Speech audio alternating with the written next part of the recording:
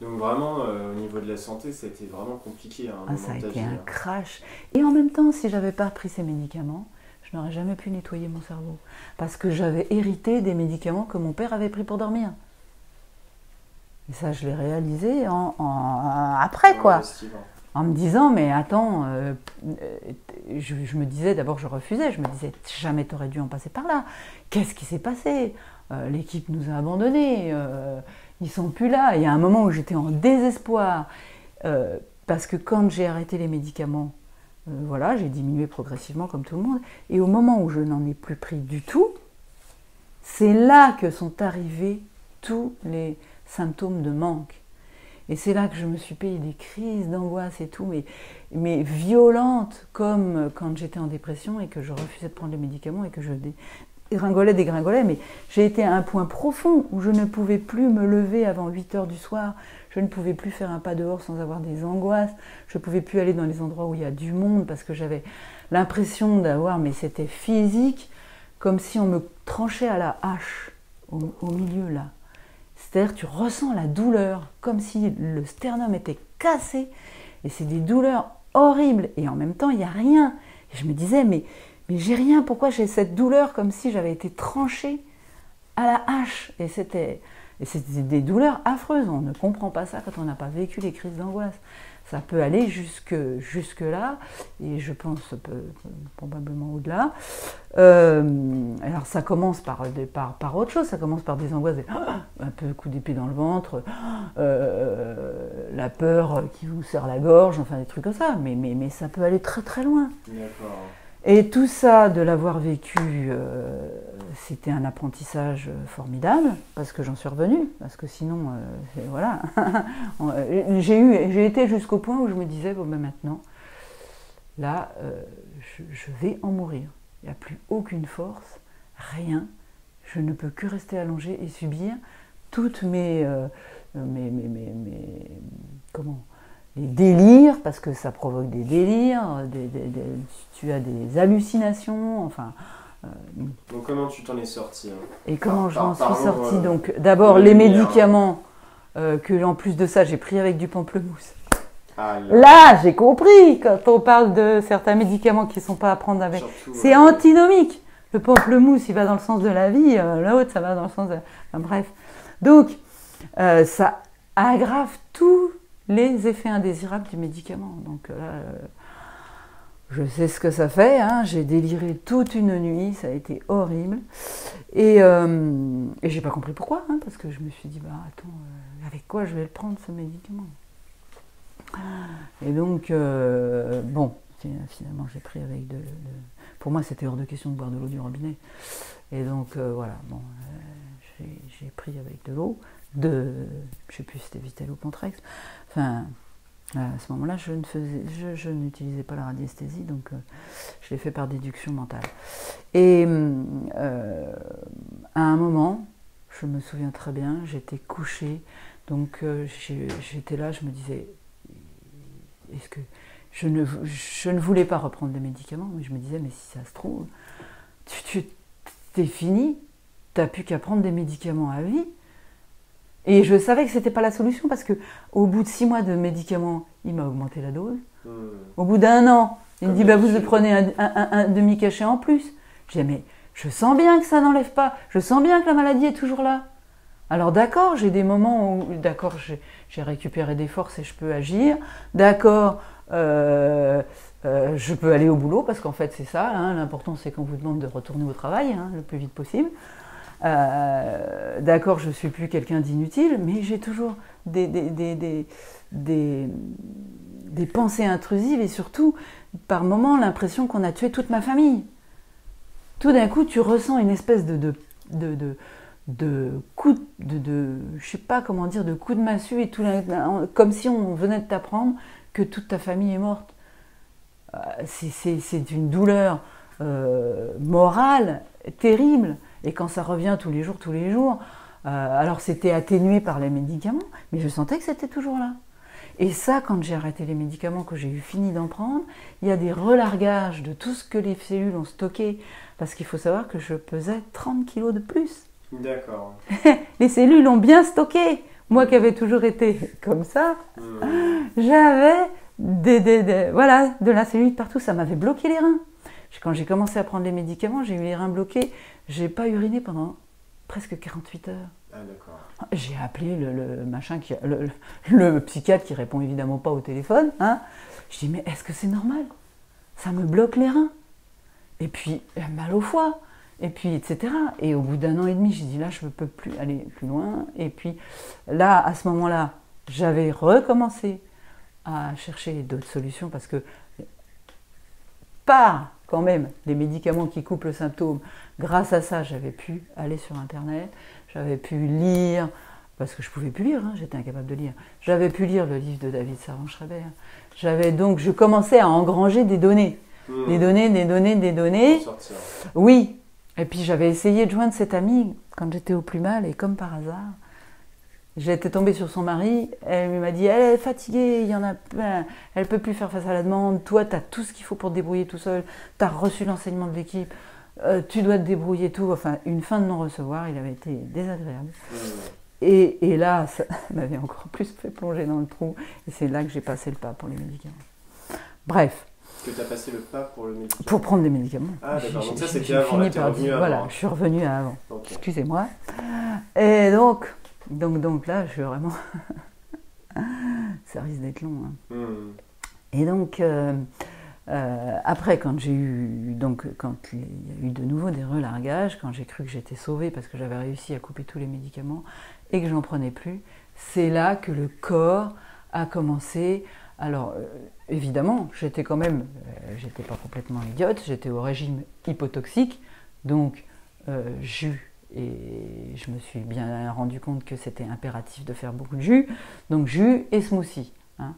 Donc, parce que je savais quand même que quand on a le cerveau malade, il ne faut pas prendre de gluten. Donc ça, j'avais quand même des bases. Mais... je me disais, mais qu'est-ce que c'est? Et donc, j'ai bien senti que c'était les cellules qui relarguaient leur truc, jusqu'au moment où je l'ai lu sur Internet, dans quelqu'un qui parlait du sevrage médicamenteux, et qui parlait donc effectivement du relargage. Alors, donc il fallait que je trouve la parade pour ces épisodes de relargage et tout ça. Et puis là, j'ai recontacté des amis qui ont suivi le même enseignement que moi. Il y en a plein ça a été des impasses parce que je me suis rendu compte que ils n'avaient pas gardé grand-chose. En tout cas, ils ne pouvaient pas m'aider. Et puis j'ai repris contact avec une qui m'a dit mais t'as pas essayé ça? Je dis oh mais si tu me parles des fleurs de bac. C'est impuissant devant le degré où j'en suis. C'est impuissant pour le sevrage, j'ai essayé, etc. Et elle me dit non. Et donc elle m'a permis d'avoir accès à un autre outil que sont les élixirs de Cort. Hein. Et donc grâce à ça, ça fait quand même un travail énorme sur les corps émotionnels, hein, sur toutes les plaies à l'âme. Et bon, grâce à ça. Mais à un moment, mon corps était à bout de souffle et donc au bord de retourner en dépression. Pourquoi? Parce qu'il avait donné tout ce qu'il pouvait pour éliminer, il ne pouvait plus. Il n'avait plus suffisamment de ressources. Et il n'y avait pas les messages des jus ciblés. Et en me remettant à la radiesthésie que j'avais abandonnée à l'âge de 25 ans, enfin j'avais à peine ébauché puis que j'avais laissé tomber, donc ça m'a permis de réveiller ça. Je me suis formée aux élixirs de Cort et puis après je me suis dit mais pourquoi tu ne reprends pas les jus ciblés? Et à ce moment-là j'ai eu de nouveaux contacts avec mon amie parce que je l'ai eue elle et je lui ai dit écoute je m'en sors pas, il faut absolument que tu m'aides. Et elle a commencé donc à me donner des compliments. Et puis, là je ne me rappelle pas tout de suite ce qui a fait le déclic. Si, elle m'a dit, mais tu sais, il commence à y avoir des vidéos de jus sur Internet, etc. Et je suis allée voir les vidéos de jus. Et j'ai dit, waouh, bon sang. Mais enfin, c'était ça le chemin, quoi, c'est ça le chemin. Et donc, ces jus-là qu'on voit sur Internet, il leur manque la dimension des jus ciblés et tout. Et bon, à ce moment-là, j'étais pas encore vraiment capable de. Et puis rapidement, voilà, Mais tu faisais déjà des jus, tu disais que tu faisais des jus. Mais ouais, bah, je faisais des jus et des smoothies, mais au petit bonheur, voilà. Ouais, mais sur Internet aussi, c'était au petit bonheur. Eh ben oui, au petit bonheur. Pourquoi ça t'a fait un déclic de voir ça sur Internet, hein? Mais parce que je me suis dit, ils font du jus avec des épinards, avec du n'importe quoi, mais qu'est-ce qu'ils obtiendraient s'ils faisaient les jus avec les bons trucs, et puis dans l'ordre. Et là, je me suis dit, mais attends, ce que tu fais pour les élixirs, il faut le faire, quoi, tout de suite. Et c'est là que j'ai commencé à remonter, parce que voilà, les jus ont nettoyé, et voilà, et le jus ciblé, j'obtenais des résultats que je n'obtenais pas autrement. C'était clair. C'était clair. Mais j'ai commencé par faire ce qu'il disait là, ben oui, mais les jus pour pas cher, on prend l'herbe du jardin, là, etc. Et là, je me suis déclenché des douleurs dans les reins et tout. Enfin bon, bref.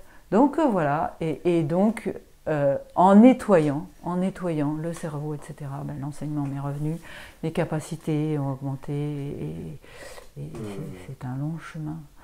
C'est un long chemin, donc voilà. Et il ne faut pas croire qu'on nettoie seulement ce qu'on a mangé hier et dans les années précédentes.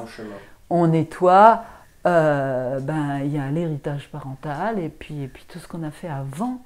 Hein. Moi, j'ai appris grâce à l'équipe que j'avais eu des problèmes avec le tabac parce que j'avais fumé la pipe, et donc probablement en Chine à une époque, voilà, et que donc je suis arrivée dans cette vie, l'appel du tabac, c'est parce que cette toxémie je l'avais encore, et puis voilà, et tout ça il faut le nettoyer, et tout ça on n'arrive pas, voilà, un bébé il n'arrive pas tout neuf, il arrive avec, il porte plein de choses, sans compter que maintenant c'est quand même prouvé que dans l'ADN on a la trace des traumas qu'on a vécus qui impactent l'ADN. Alors Agnès, on reprend cette fois-ci avec la deuxième partie de ton histoire.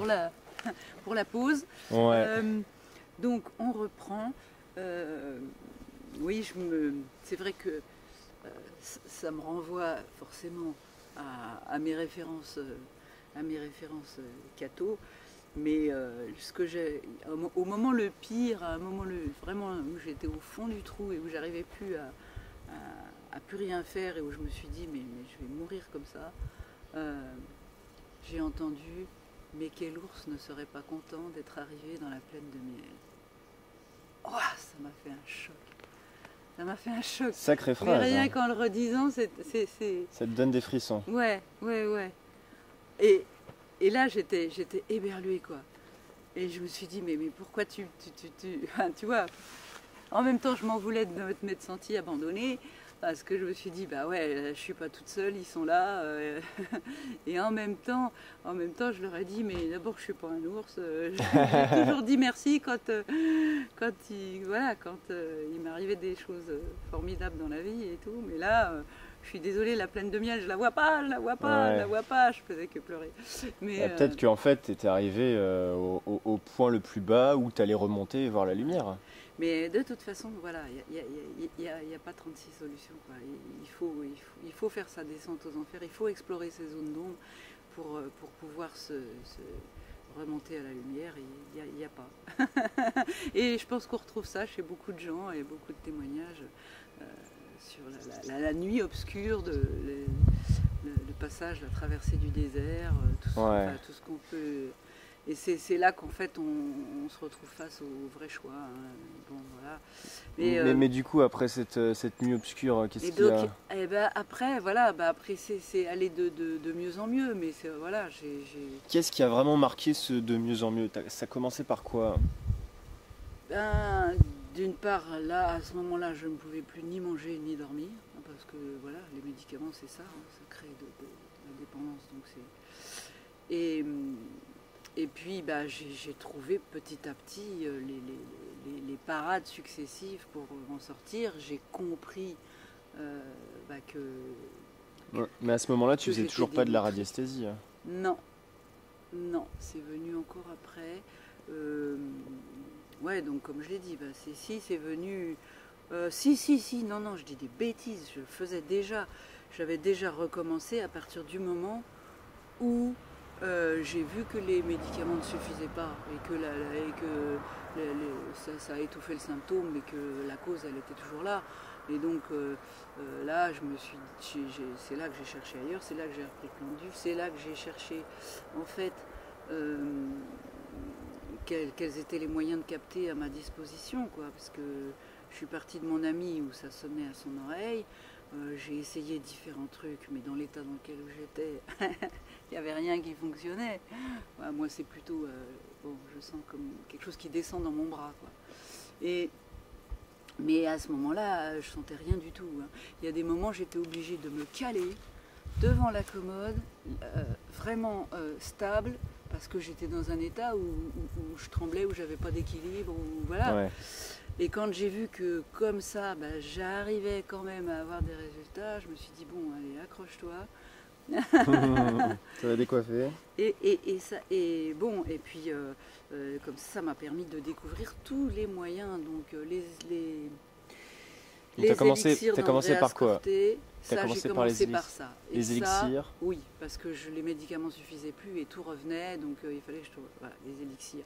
Après les élixirs, je me suis rendu compte que pour contrer l'angoisse, il fallait vitamine B, magnésium. Pourquoi? Parce que dès qu'on a dès qu'on a des sécrétions comme ça. Tu les consommais de manière particulière, ces vitamines? Tu les mettais dans ton mixé ou non à l'époque? De toute façon, pour moi, dès qu'on prend un élément extérieur, thérapeutique ou quoi, c'est forcément avec un jus. Donc, Mais à l'époque, tu pensais déjà comme ça? Je pensais comme ça, oui. Ok. Oui, donc pour moi, c'était hors de question d'avaler un truc avec un verre d'eau. Donc c'était forcément avec le jus. Sauf pour les médicaments très très durs qui sont, c'est vraiment particulier. Donc il fallait que j'enregistre à la fois tout ce qui avait été écrit sur le sujet et puis en même temps voir ce qui arrivait dans mon corps et comment ça fonctionnait, quoi. Donc j'ai fonctionné un bon moment sur des apports massifs en vitamine B et en magnésium, et puis les symptômes se succèdent en fait. Il y a le sommeil, donc à chaque fois qu'il y a un relargage de médicaments, des benzodiazépines, vous ne pouvez pas dormir. Le foie qui relargue, on ne peut pas manger, hein, on a envie de vomir, etc. Et donc tout ça, il fallait trouver la parade à chaque fois.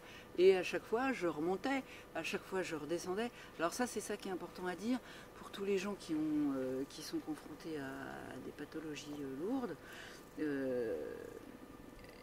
Parce que les autres, ils s'en aperçoivent pas trop, c'est que c'est pas linéaire.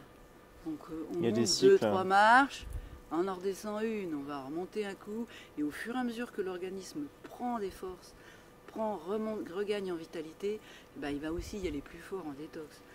Donc du coup ça va le refaciliter. C'est difficile à avaler parce qu'à chaque fois, on a l'impression qu'on retombe au fond du trou et on dit je m'en sortirai jamais. Donc c'est des cycles en fait.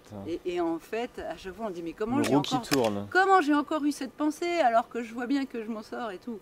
Et à chaque fois on croit qu'on est tiré d'affaire et à chaque fois c'est des vagues, c'est comme ça. Donc psychologiquement c'est compliqué, quoi. Surtout quand tu ne sais pas par avance que ça va faire des vagues. Voilà, oui, c'est pour ça que je le dis beaucoup aux personnes, mais malgré que bien que je le dise.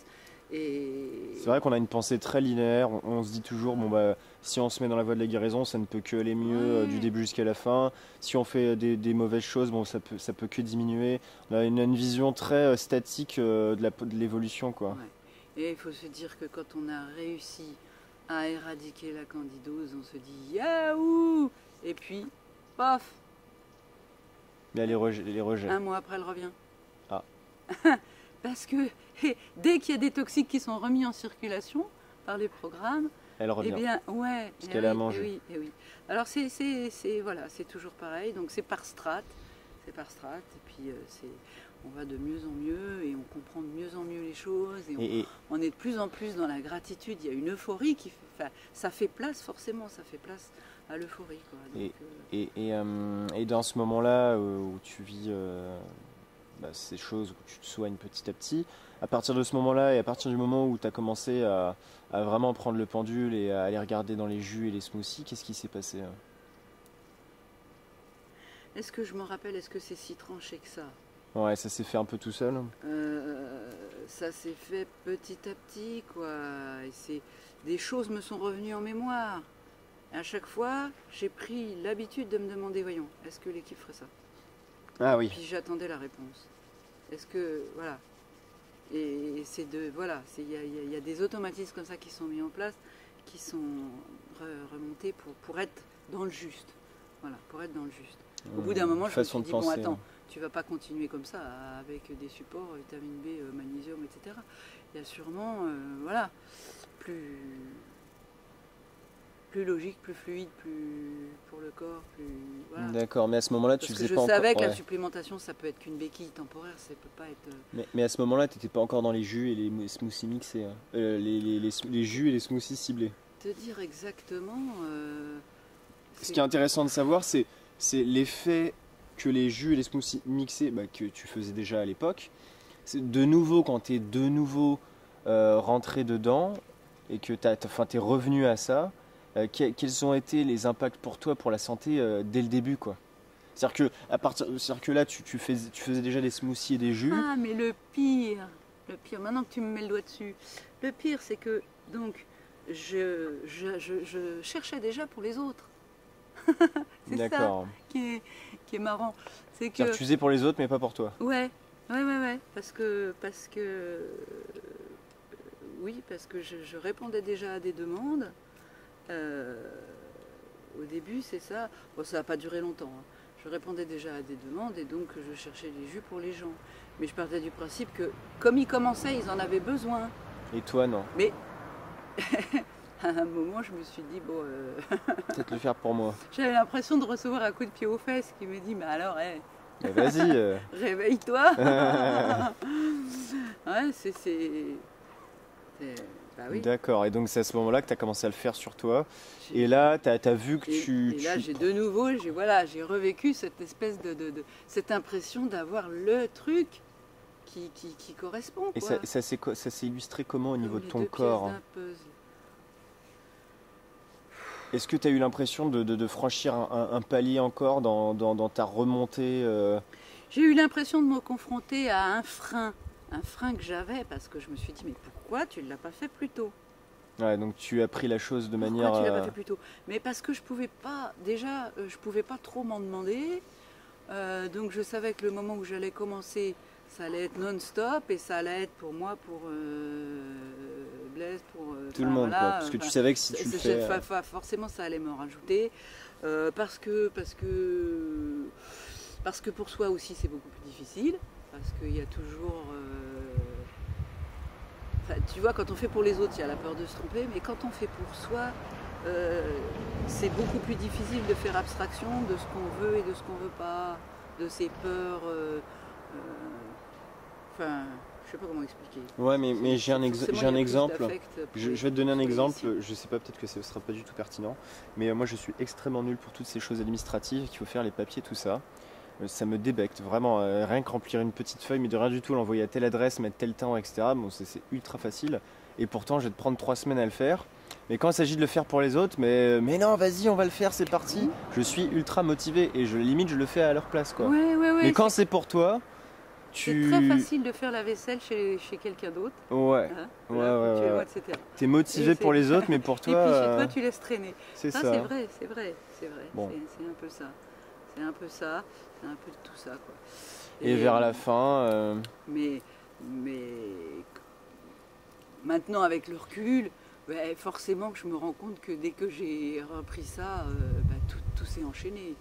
Ce que Jung appelle les synchronicités, voilà, tout ça y est, tout s'est mis en place. Et voilà, en fait, il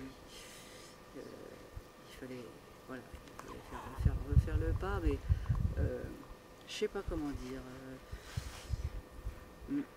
Fallait briser le mur, la glace, te relancer, rallumer l'étincelle, le feu. Ouais, et puis il y a plein d'affects qui sont liés à ça, il y a plein il fallait qu'il y ait des mémoires qui remontent. Il y a ça aussi. Donc c'était vraiment important que je le fasse parce que quelque part je devais penser, mais attends, toi tu as fait le travail, tu n'as plus besoin. Ah ok, c'est ça que tu te disais, ouais. Ouais, bah oui, les jus ciblés, ça va quand on commence. Ouais, après, parce que tu pensais que t'as c'était plus un travail besoin. de court terme, moyen terme, alors que c'est un travail de Je ne me tout, rendais pas compte à quel point aussi tout. Et pourtant, c'est bizarre parce qu'on pense à la fois un truc et son contraire. Je ne me rendais pas compte à quel point, en l'espace de quelques années, j'avais dégradé ma santé. C'est ça. Donc tu disais que tu n'avais pas besoin de Parce reprendre. que, attends, moi, après 20 ans de cru, c'est pas. Mais en fait, voilà, j'avais complètement bousillé ma santé en quelques années, avant les médicaments et avec les médicaments. D'accord. De par les sécrétions de cortisol énormes que j'ai entretenues pendant des années, dans un état de stress grandissant, et voilà, plus les traitements médicamenteux qui étaient vraiment cancérigènes. Hein. Et je faisais pas le lien avec les taches qui apparaissaient, les trucs et les machins. C'est après que je me suis dit, mais attends, tous les gens qui prennent. Et c'est après quand des gens sont venus me voir, tiens, un tel, ça fait 15 ans qu'il prend des benzodiazépines, cancer de la peau, truc, machin. Et j'ai fait les connexions après, et je me suis dit, mais rien qu'en 2 ans de temps, ça se voit déjà. Ouais. On est pris pendant 1 an et demi, le sevrage a duré 1 an et demi, en tout, ça fait 3 ans de saleté. Ça déglingue quand même. Et donc pour conclure ce parcours, Pour conclure ce parcours, aussi bas qu'on puisse être, faut jamais désespérer. ouais. Faut jamais désespérer. Et Ouais. puis tu as vraiment vécu, Et tout t'as est vraiment- nécessaire, tout est utile. tu as touché le fond pour vraiment connaître la lumière, quoi. T'es, entre guillemets, t'es remonté, tu reviens de loin et... Ouais, Et c'est t'as essayé énormément de voies. comme on se recogne à l'endroit où on s'est fait mal. Hein. Quand Ça tu es fait en plus train de mal. guérir d'une entorse, paf, tu te retors le pied, tu es en train de guérir d'un coup que tu t'es fait. Tu crois que c'est cicatrice. Et en fait, j'en suis arrivée à me dire qu'on revit certains traumas dans sa vie qu'on revit ne sont que des rappels, non pas à la fois pour faire remonter la mémoire, pour l'effacer, et en même temps, exactement comme on se tape, pour réactiver la guérison, parce que de nouveau, il va y avoir ce qu'il faut qui va arriver pour activer la cicatrisation. Donc quand un truc tarde un peu, ça réaccélère le sérum pour cicatriser une plaie, il va être de nouveau sécrété. Donc on a l'impression de se refaire mal, mais en fait ça réaccélère aussi la guérison. L'entorse c'est pareil, ça va refaire des apports et des endorphines qui vont être sécrétées de nouveau, et etc. Et donc c'est un mal pour un bien. Voilà, c'est un mal pour un bien. C'est pas toujours obligé, hein, mais c'est un chemin. Et je pense que quand on a vécu des traumas, surtout au niveau des femmes, il y a une histoire d'agression, de soumission, d'écrasement de la femme. Et ça, si on veut s'en sortir, eh ben, effectivement, les psys disent que on est dans des schémas répétitifs. Alors effectivement, il y a des schémas répétitifs en boucle qui sont complètement non seulement stériles, mais nuisibles, et dont on ne se sort pas. Mais quand on commence à en sortir, on se rend compte qu'on répète jusqu'à ce qu'on dépasse. Et donc, voilà. Et quand des situations se répètent d'une vie sur l'autre, eh ben, c'est souvent amoindri pour pouvoir digérer, retravailler le trauma qui a eu lieu. Et bon, au niveau des femmes, on a toutes vécu des guerres où des populations de femmes ont été violées ou mises en esclavage, etc., etc. Tout ça, c'est dans les mémoires, tout ça on le porte. Hein. Et donc, il est temps vraiment que, avec une nouvelle ère qui arrive, on nettoie tout ça. Ouais, effacer. Voilà. Ok. Bon, bah... Alors je dis les femmes parce que bon, forcément c'est quelque chose qui me touche, hein, mais c'est pareil pour les hommes qui se sont fait coupé en deux, déchiqueté, écartelé, donné au lion. Ouais. Voilà quoi. Le mot de la fin? Le mot de la fin, eh bien, ouais, on a tous commencé les jus, etc. On venait en fait chercher un enseignement spirituel et on se croyait arrivé, élu, tout ce qu'on veut. Et ils nous ont ramenés aux fruits et que ça passe par le corps. Voilà. Donc c'est vraiment le corps en premier. Les jus, le corps d'abord et le reste. Mais le corps d'abord, ça rime. Et le reste vient après, tout seul. Ok. Donc, bah, Presque tout seul. le corps d'abord, allez.